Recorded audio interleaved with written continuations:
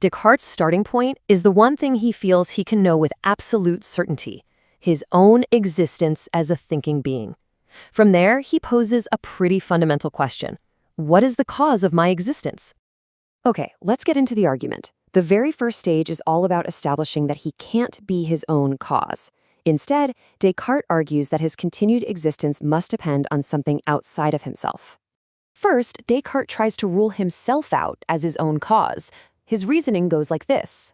If he had the power to create himself from nothing, he surely would have given himself every perfection he could think of, like being all-knowing. But since he's very aware of his own imperfections, he concludes that he can't possibly be his own cause. Next, he argues that just continuing to exist from one moment to the next requires a constant, active cause. He sees every single moment of his life as independent from the next, so something has to be there to sustain or conserve his being. Since he knows he doesn't have that kind of power himself, he concludes that he must depend on an external cause to keep existing.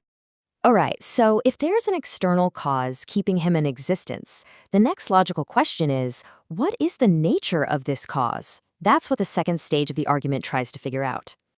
Now, this stage really hinges on a key idea called the causal adequacy principle.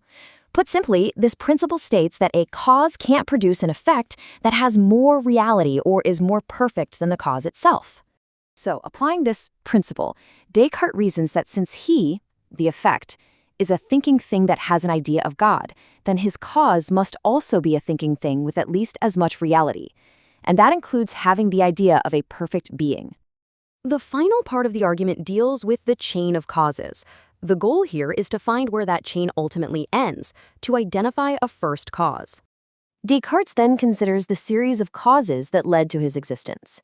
He argues that this chain of causes can't just go back forever. It can't be an infinite regress. It has to stop somewhere, with a first cause that is the cause of its own existence. Descartes identifies this self-caused, sustaining being as God. Now, as you might expect, not everyone agrees with this line of reasoning. The empiricist philosopher David Hume, in particular, offers two major objections that strike right at the heart of the causal principles Descartes relies on. Hume challenges two of Descartes' core premises. First, he goes after the idea that everything must have a cause. Hume argues this isn't a necessary truth we can know just by thinking about it. After all, the statement, "some things are uncaused," isn't a flat-out logical contradiction. Second, he rejects the causal adequacy principle. Hume's point is that without experience, there's no logical reason to think a cause has to resemble its effect. As far as pure logic is concerned, anything may produce anything. For Hume, all our knowledge about cause and effect comes from experience, which means it doesn't have the kind of absolute certainty that Descartes' argument needs. That 10th premise in the argument, the claim that there can't be an infinite regress of causes, is another point that comes under some heavy philosophical scrutiny. Hume's point is that the claim an infinite series of causes is impossible isn't a necessary truth. He argues that the idea of an infinite regress doesn't seem to contain an obvious logical contradiction, not in the way a statement like a triangle has four sides does. Since we can conceive of an infinite series without it seeming immediately contradictory, Hume says we're not justified in ruling it out as a possibility. He basically says if every individual link in the chain is explained by the one before it, we don't need a separate explanation for the chain as a whole. So in response to Hume, defenders of Aquinas' argument shift the focus. They move away from what is conceivable to what is logically possible. The key philosophical issue here is really about two different types of infinity. There's what's called a potential infinity, which is a series you can always add one more to, like counting numbers. You could do it forever. But then there's an actual infinity, which would be a completed existing set that already contains an infinite number of things. Aquinas' argument is that an actual, infinite series of past causes just can't exist in reality. The whole concept of an actual infinity seems to lead to some bizarre logical paradoxes.